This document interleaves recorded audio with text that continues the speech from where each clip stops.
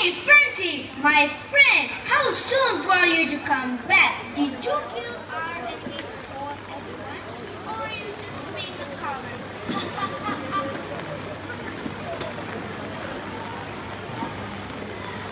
Francis was born in the town of Assisi in Italy. He was wealthy working in his father's successful business. As a young man, he loved a life of parties and fun with friends. He wanted to become a king's soldier and to win glory. So his father bought him a fine horse, superb armor, and a magnificent robe. Good morning, Mother. Son, have you decided to go? You knew that if the chance come my way, I was going to take it. Now don't worry, Mother. I will come out of this war with honor. Honor? Where does one find honor in a war? Now don't be foolish. Our son will rise high. He can become a royal soldier, even a royal class. He's sensible, woman. My son, whatever happens, you have my permission and blessing. Francis departed and rode off to join the battle. But after he had ridden only a single day, God spoke to him in a dream and told him that this was not the right path. Francis, who can do more for you, the Lord or the servant? The Lord. Then why do you leave the Lord for the servant, a rich Lord for a poor man? Lord, what do you want me to do? Return home, you will be told what to do.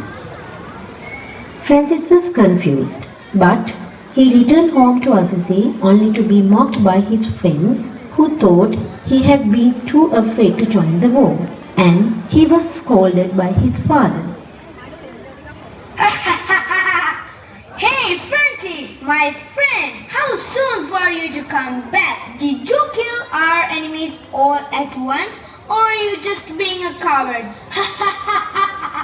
My son, you came back? Thank God you're back. A coward. I spent so much money for you for nothing. Coward, you're such a shame. Francis began to spend time in prayer. One day, when he was praying in the church of St. Damien, which was falling apart from the abandonment, there was a cross above the altar. It seemed to speak to him.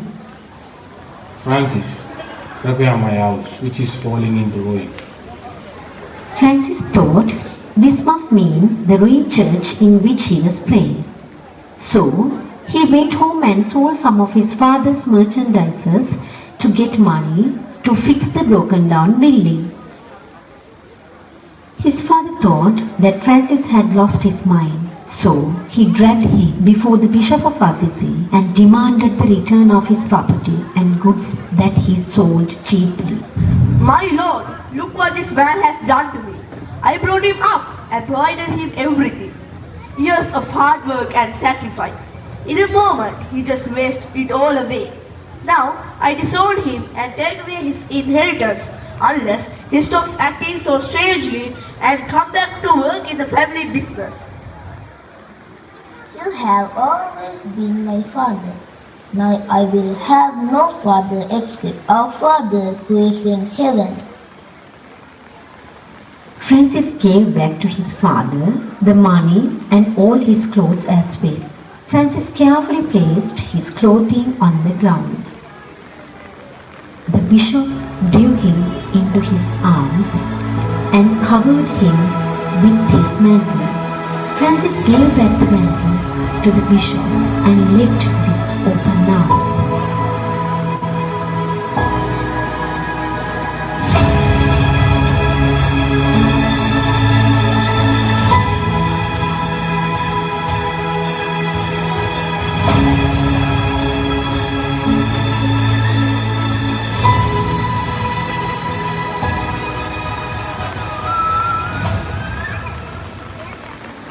Francis lived in the woods and owned nothing and preached about the love God.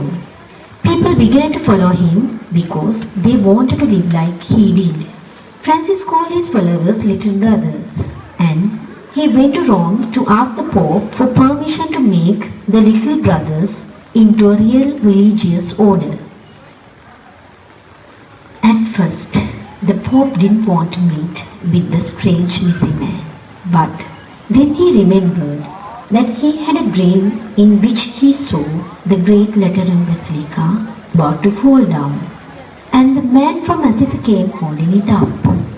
He realized God was telling him that Francis' vision was very important for the entire church. What do you want from us? I came here to ask your advice. I'm thinking that we too could be happy if we were content with little.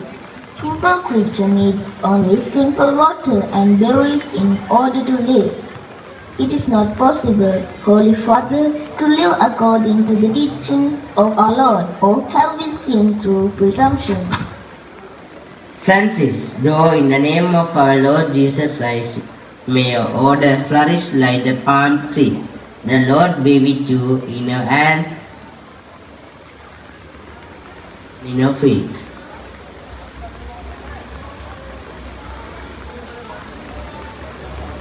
Back to Assisi.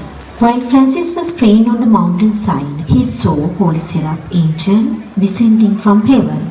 The seraph came near him. Between its wings is form of a man crucified. When the vision ended, Francis saw that he had wounds in his hands, feet, and side. Everyone knew of the man of God who owned nothing and loved everyone and everything. Francis saw that the whole world and everything in it was like a family. He called them Brother Sun, Sister Moon, Brother Wind, and Sister Water, as well as Sister Earth, our Mother, with all her various foods, trees, and colored flowers.